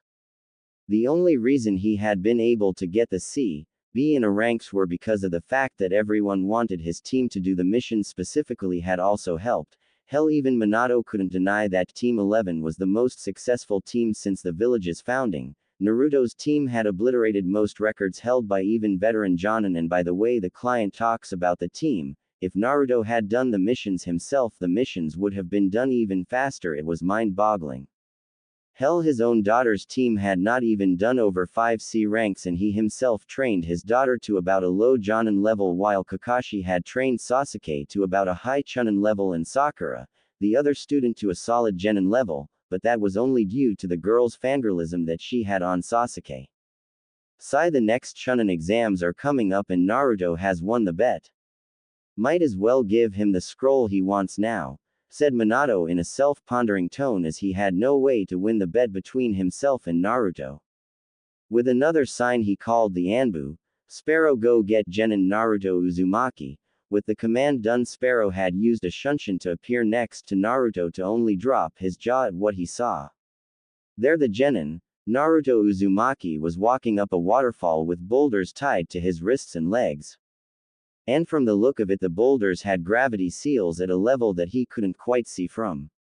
Shaking his head, he walked into the clearing that Naruto was training in, which happened to be in Training Ground 11. Sparrow called out to the training Genin, Naruto Uzumaki, the Hokage wishes to see you now. With that done, Sparrow waited for Naruto to drop the boulders and disappear with a shunshin. Cautiously walking up to the boulders, he had tried to pick one up only to not be able to lift the thing with his full strength and with his chakra enhancing his muscles as well. Thinking of how Guy might react if he found out someone was doing this, he quickly left back to the Hokage's office. Hokage office. Now Naruto, I have decided that since there is no way of avoiding the bet, I have decided that you can choose the scroll you want from the house, so which will you choose? Asked Minato with a raised eyebrow, honestly wanting to know what his ex-son wanted, and he was shocked at what he heard. Everything that the second Hokage had on his Hiraishin no Jutsu formula, which I know you have since I saw it when I was younger. With his piece said, Naruto crossed his arms with a cheeky grin on his face. His old man probably thought he wanted one of his jutsus, but he wanted his own original space-time technique, and he had some ideas for it already.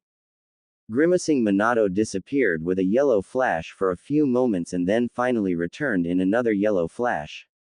Holding out the scroll, Minato dropped the scroll into Naruto's hands, still in shock that the kid wanted to learn space-time ninjutsu even though it's one of the most complex arts there is.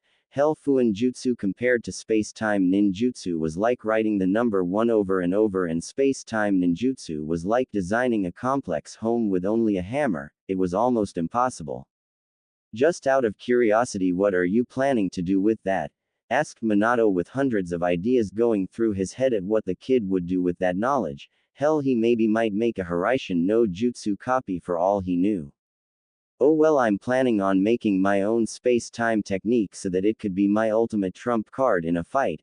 Oh, and don't worry, I won't try replicate the Hiraishin no Jutsu, said Naruto while rubbing the back of his head while grinning at the Hokage. He didn't know who he had inherited that action from, but it was too natural to ignore no matter how much times he tried to.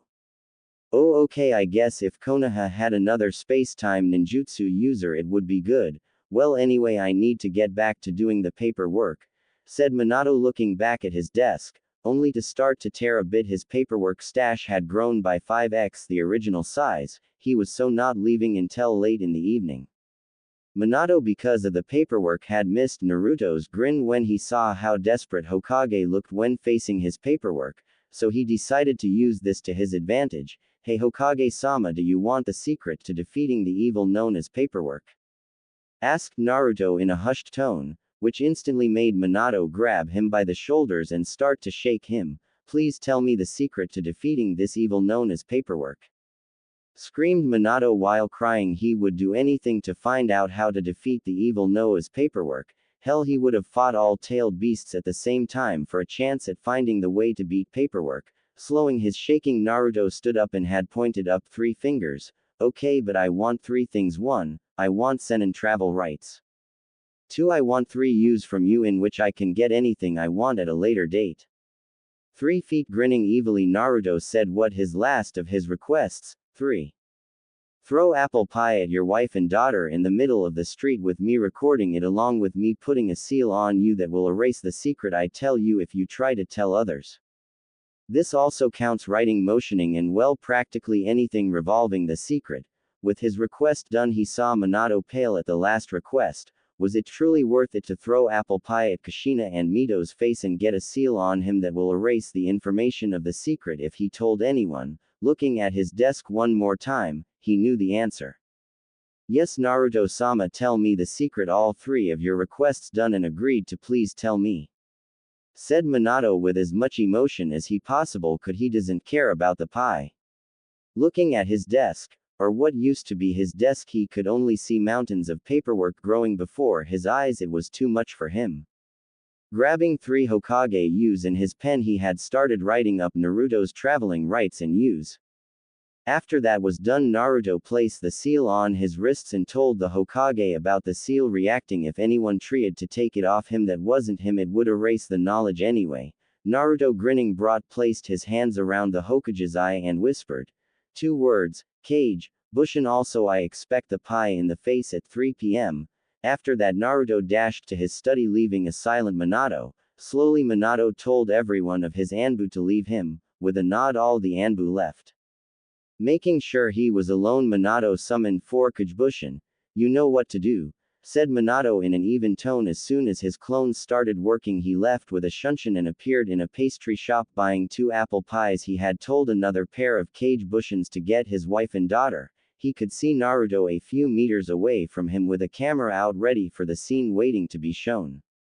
Kushina and Mito had arrived and only managed to say 2 words before getting apple pie to the face. Everyone was quiet, well except Naruto, who was crying on the floor laughing while still holding on his camera on the scene what was happening in front of him. A few seconds later, Minato yelled out before running away, blame Naruto with his bets. With that, he flashed away only to miss Naruto's pale face. While the 2 red-head women had slowly gotten up and stared at him.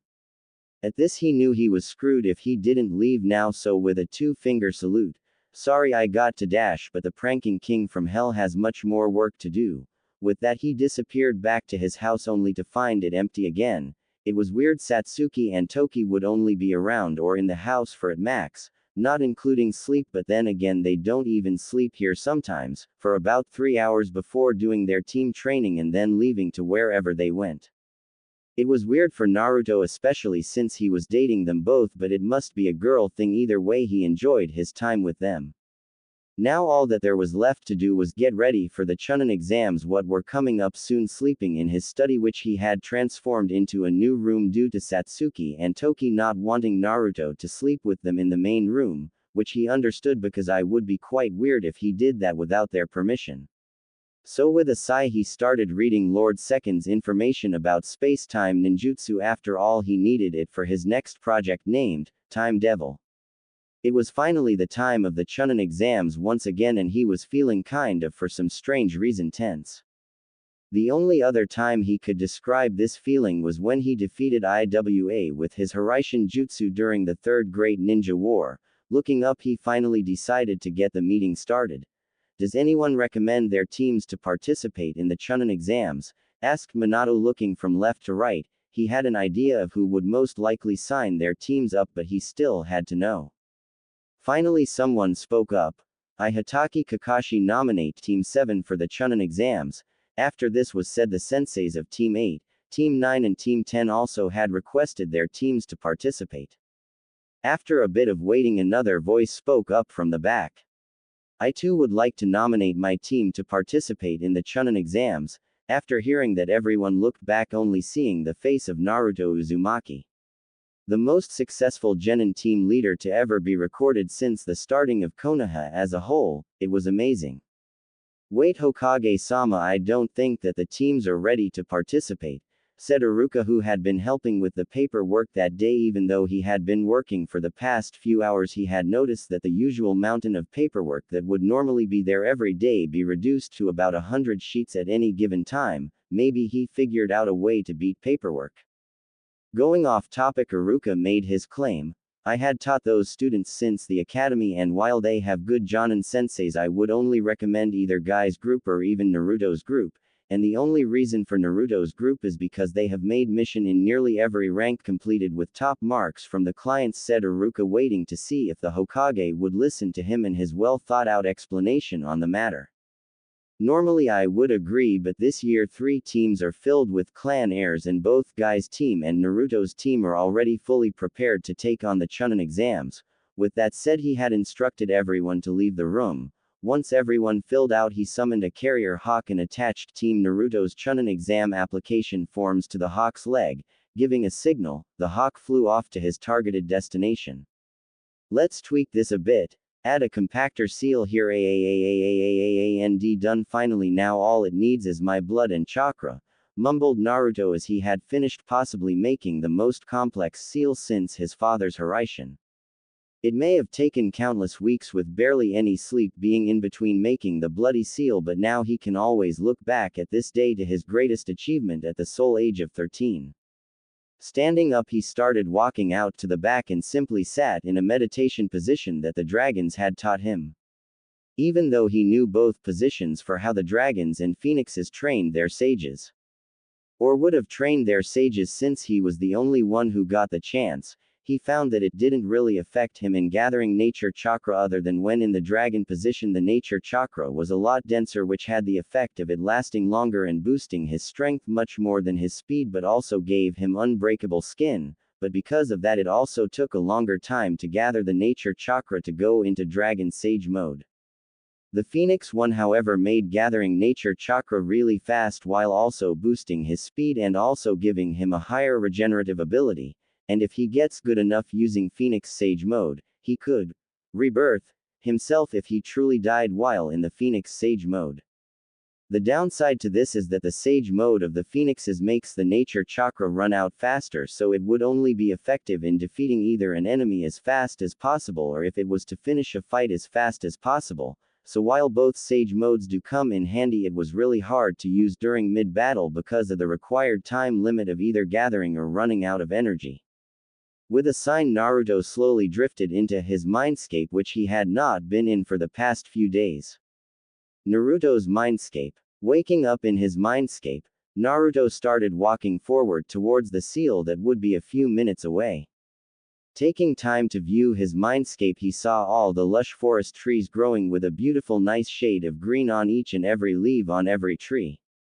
He truly loved nature. After being accustomed to his Mokuden and Senjutsu training, he honestly spent as much time as he could growing trees around him and sleeping against them. He honestly also doesn't mind when he wakes up to having forest animals all cuddled up against him. Hell, he enjoyed it, and because of this he was able to walk in the forest and pet any animal he would see and they would enjoy his touch and not feel threatened at all. It was a good feeling to have. Seeing a big 5-story building in the distance, Naruto sped up his walking speed to a slow jog, well, if you would count high Jonin level speed as a slow jog. Coming to a stop at the front of the house, he could hear a large amount of animals moving around with a feminine voice talking. That's new, maybe Kurama made a female fox for himself. Shrugging, he opened the door and just stared blankly at the sight in front of him. Animals ranging from tiger cubs to platypuses all standing on their hind legs doing stretches, but what made him go into shock was seeing Kurama in a tiny fox form with pink sweatbands on. After that image was forcefully implanted into his head, Naruto did what most would do to a situation like this. He laughed. He couldn't believe it, a class of animals doing yoga with Kurama wearing a pink jumpsuit while instructing the class. He couldn't help himself even when everyone stopped and looked at him and then continued with their class. For Naruto, he couldn't help what he did after that. After seeing them continue their yoga completely ignoring him, he stood up and walked over to Kurama and sat next to the fox, which for some reason gave him a shiver, but it shouldn't be too bad for him. He hoped. After another half an hour or so, the class ended with a game of musical chairs for the young animals, which Naruto would never admit he joined and got beaten in by a turtle that was closer to the chair than he was. It sucked. A speed demon got beat by a babe turtle. That hurt his pride more than anything. After everyone left the house, he got a paw to the head when Kurama in fox form, its whole body as a fox, just to clear that up, courtesy of Kurama. After everyone left, turning toward Kurama, he was trying his best not to laugh at Kurama while he was wearing pink sweatbands and a pink jumpsuit. It looked ridiculous on him. It was too hilarious and he couldn't help himself cracking up over it, until he heard a girl's voice somewhere. That's not very nice, meatbag. You should bow before me and ask for me to forgive you on interfering on my yoga class. Locking down, he saw Kurama on its back legs staring up at him waiting for an answer, at which Naruto asked the first thing that had come to mind. It's okay, Kurama, if you're into you, it's fine. I don't mind what you do with other male animals in here, but I want no part of it, okay? After finishing that sentence, he got a rapid paw to the nuts, which had brought him down like a sack of potatoes. With a pained voice, Naruto asked for an answer of why Kurama had done that to him, which had got him with Kurama sitting on his back. You know when a woman tells you something you should listen, stated Kurama with a bored tone, but you could easily see a massive grin on the fox's face. The reason for that was Naruto's deer in a headlight face. He was stunned stupid. Kurama, his partner for the past few years, was female. How in the blue hell was he supposed to know? Kurama, seriously, since when were you a female? Asked Naruto in a flat tone, but anyone could tell he was still shocked stupid from the revelation. Since I was born, said Kurama with an even tone while now laying on Naruto's back with both paws on his head ready to strike at him at a moment's notice. But then why do you have Kurama as a name? I mean, that sounds like a dude name, said Naruto in a curious tone. Now seriously, this was weird, but he wanted to know, damn it. Well, the sage didn't really think that we would have gotten genders because you know masses of chakra, right? We also didn't learn how to talk until a few years after his passing, so we got our names, but while he managed to get everyone else's name right, he didn't get mine. It wasn't fair, said Kurama with her head down on her paws now, still laying on top of Naruto as she had continued her rant. But I wouldn't have noticed you for a girl if I didn't see it myself, I mean in you big form. Which I'm guessing you can transform into easily. Had such a deep voice that I instantly thought you were male, said Naruto while staring blankly to the wall ahead of him. Damn, Kurama was still laying on his back so he can't move at all. Well, if you think about it, I'm really tall and so is I guess organs, so my vocal cords are massive, so it must come out as a very deep voice, said Kurama with paw on her chin. Well, do you want a new name though? Asked Naruto while tilting his head to the side to see Kurama's face, which had a thoughtful look. After a few minutes of thinking, Kurama had accepted if it was a good name. Let's see, how about Kusumi, would that work? Asked Naruto with a raised eyebrow at the fox on his back. After a few seconds, however, the newly named Kusumi jumped up and down on Naruto's spine happily. Yes, that's the most perfect name for me, said Kasumi with joy. After the whole name thing, Naruto and Kusumi spent time with each other playing games like poker and just simply talking. It was the most fun he had in his life since meeting Shisui and Itachi when Itachi used to like him. Academy gates. Walking up to the academy gates, he saw his two teammates and girlfriends Satsuki and Toki. Quickly kissing them on the cheek, he slowly dragged them in towards the staircase. He instantly caught sight of a genjutsu and quickly passing by it, ignoring the ongoing drama there. Because he was still dragging both of his teammates, he had missed both Satsuki and Toki, blushing when he went past the drama. Getting up to the second floor, he quickly found a random chunin who had to take their forms of entry for them, due to not having a Jonin sensei. After getting it all set up and ready, Naruto stared at the door with contempt, and with a grin he did a forward kick that sent the door flying through the room and out the window. Everyone was dead silent when he had walked in. I mean, who wouldn't? That was the most badass entrance anyone here probably had heard. Enjoying the faces of the other genin, he was about to sit down when he had heard the voice of a banshee. "Ino pig, get off Sasuke-kun!" screamed the pink-haired howler monkey, and the blonde-haired chick had latched onto Sasuke's back while walking into the class. Deciding not to get involved, he sat down and rested his head on his arms. Because of this, he had not seen Toki and Satsuki move closer to their group, although he had heard a person by the name of Kabuto talking about information cards that he had collected through his many times in the Chunin exams. Deciding to listen, he heard Kabuto talk about a redhead Sunanin by the name of Gaara and information about him. He was curious of what his card would have said, so he listened to what was on the card. Naruto Uzumaki, ex-son of the 4th Hokage and ex-brother to Konoha's Princess Mito Uzumaki Namikaze. His current levels are. After waiting for about a minute, Sasuke had to ask again, only for Kabuto to look directly at him and start paling. It was kind of hilarious if he thought about it, and with that he had fallen asleep.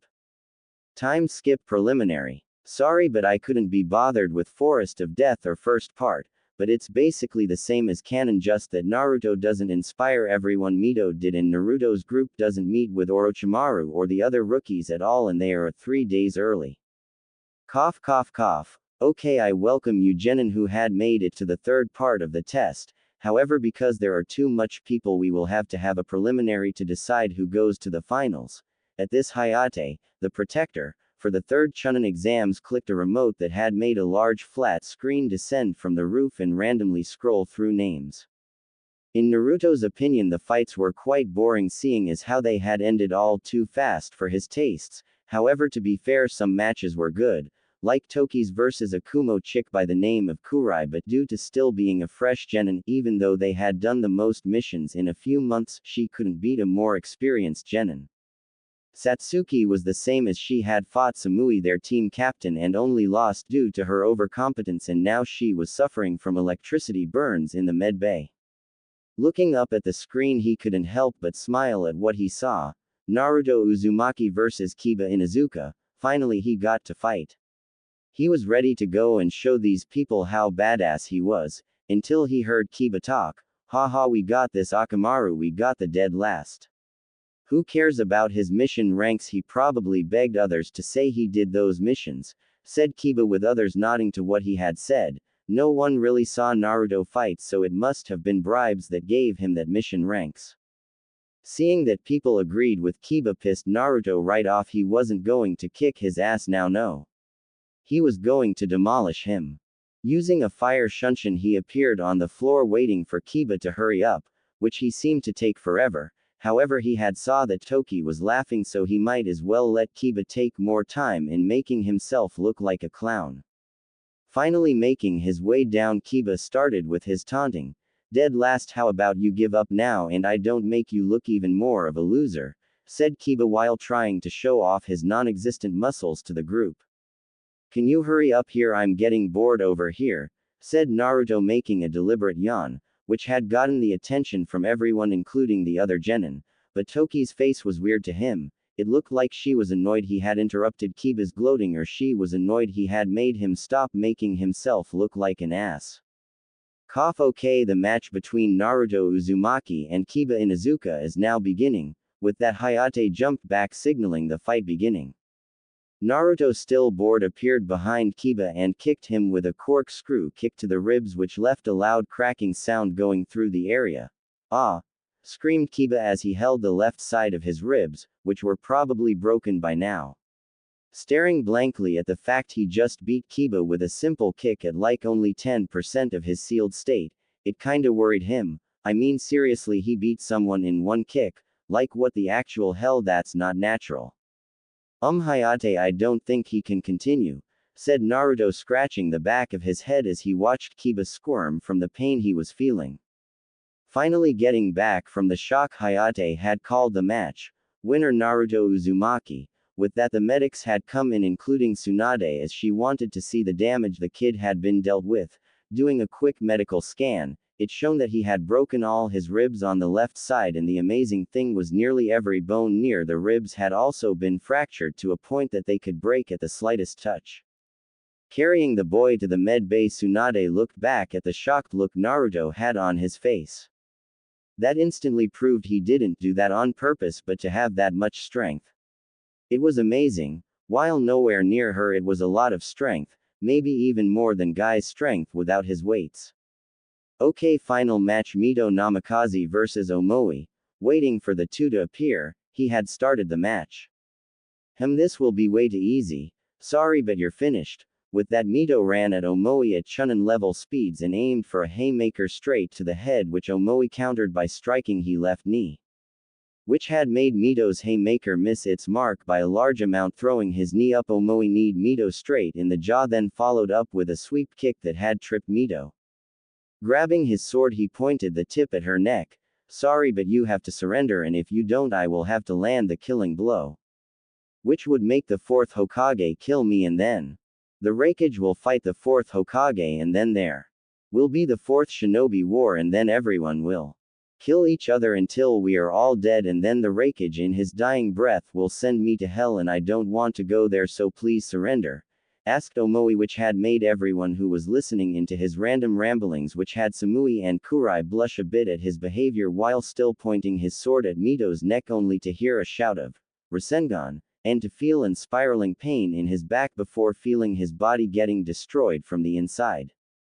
With a final push, Omoi flew off and smashed head first into the wall. Hayate, quickly calling medics in, had grabbed the destroyed Omoi and pried his body out of the now man-sized hole in the wall. After that match, every winner had been gathered up in the middle ready for the name calls. Going up first, Naruto pulled out a 1. Next up was Hinata Hyuga, who funny enough got 2. He remembered her match quite well. It was against her cousin, who had a massive stick up his ass, but compared to Hinata it was a tiny twig. Sure, he kept talking about fate until Hinata told him to shut up and then activated his curse seal and watched as he had pleaded for her to stop.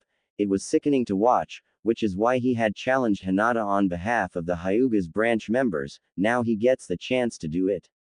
Stipulations for his win: a free chance at taking a try at taking their seal off. He loses, he is to be the main branch's personal slave and also be branded with their seal.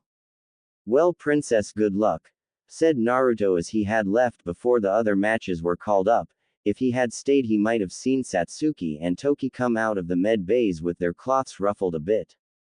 Time skip week 1. So Kusumi with Satsuki and Toki busy with woman stuff, and Shisui still on Anbu missions, and Ayame on a business trip with old man Ichiraku. We got the entire time to train. So what do you think we should do? Asked Naruto while watching the clouds slowly float across the sky. To be completely honest, he had been already strong enough to beat every cage with his restrictions on, but he still liked to train. After all, he still needed to keep sharp and he could only get better. I mean, even he doesn't know what his full strength is, but he doubts he will see it unless he does it for no reason but to just see, but it was a waste if he did, so he decided against it.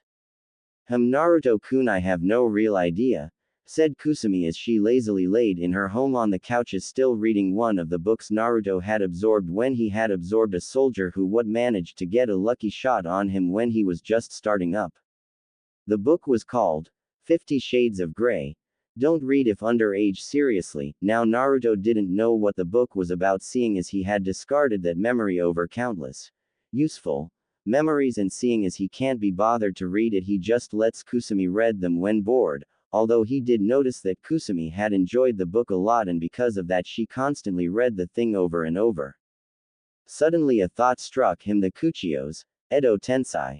Since he had the blood of Hashirama and Madara in him, he could summon them to train with him. Okay, now what to use for the sacrifices part? As Naruto sat down, he had saw some of his clones of his training in Mokudan training and chakra control. He didn't know why, but because of his control, it was a massive habit of him to create clones to continue with chakra control. Next to the group were the medical group, which were just healing any animal that had been injured near his house. Looking to an injured rabbit which was bleeding then at his clones. A light bulb had appeared above his head, cutting his skin and draining some blood onto the floor. He had made 2 blood clones standing tall. After that he once again drained some more blood, which he had Kusumi mostly make it match Hashirama's and Madara's blood types. He quickly made the hand signs for the Edo Tensei, and soon a large cloud of smoke had appeared. Within the smoke 2 men had appeared, both looking completely different, apart from the same black-colored hair. Both men stood strong. The one on the left had long flat hair that had reached his shoulders with his covered forehead exposed. He had a strong-shaped jaw with black eyes. He also wore some old Warring Clan-era armor with a black long-sleeved shirt with similar black pants to match. He also had bandages wrapped around his ankles with thin shinobi sandals on. The other man had nearly identical clothing on, except on the armor there was the Uchiha clan logo showing. The man had pitch black hair that was spiking in all directions, and it had also reached the lower part of his back. He stood there with his arms crossed and a blank face staring straight ahead of him, although you could see his slight twitch of his eye as if he wasn't planning for this to happen. Wonder why? Deciding to start off, Naruto quickly jumped in front of both of them, only to sweat drop as both of them instantly saw the other and jumped to the opposite side of the clearing ready to face off. Until Naruto interrupted. Hi Hashirama, Madara, you guys there? Asked Naruto, tilting his head, which made both ancient shinobi look at him. Can you both please say something? I was kinda looking to talk to you both about something, asked Naruto while scratching the back of his head. Hashirama, deciding to find out how he was alive, asked, not to be rude or anything, but how am I alive along with Madara? Asked Hashirama with a tilt of his head, ignoring Madara's eye twitch that had been more noticeable. Oh, that's easy, I used the Edo Tensei to summon you both, said Naruto like he was talking to an old man who had lost the plot. At this, Hashirama had got pissed and upset. This child had sacrificed 2 people to summon him and Madara. This isn't right. Who did you sacrifice for used to be here? Said Hashirama in an ominous tone as he slowly clenched his fists ready to kill this kid who no doubt did this for the most horrendous reason ever. Even Madara was kind of shocked at this. A random 13-year-old summoned both him and Hashirama, so that meant that he had to grave rob both him and Hashirama and then sacrifice 2 people to see him and Hashirama. It was different. Oh, you mean the required sacrifice? I simply used some blood clones instead of actual people. Then I had used my blood and focused more into you blood and Madara's, which is being produced through me, said Naruto, now understanding why Hashirama was getting more angry at him. What? Screamed both Hashirama and Madara. This kid had figured a way to use the Edo Tensei without harming someone else, and then said had both of their blood flowing through him. What the hell had happened while they were dead? Yay, it's no big deal actually. I was wondering if you both could help my training in Mokuten and the Sharingan, which I had advanced into the Mangekyo, and no, I didn't kill my best friend for it, I had simply found a better way to do it. So what do ya say? Asked Naruto, staring at them both with a grin. Honestly, it was cool having 2 living legends in front of him, even if he can kick their asses. Sure I guess, but quick question, how did you get both mine and Hashirama Baka's blood? Asked Madara with a tilt of his head, which still had his straight face while looking at the child in front of him.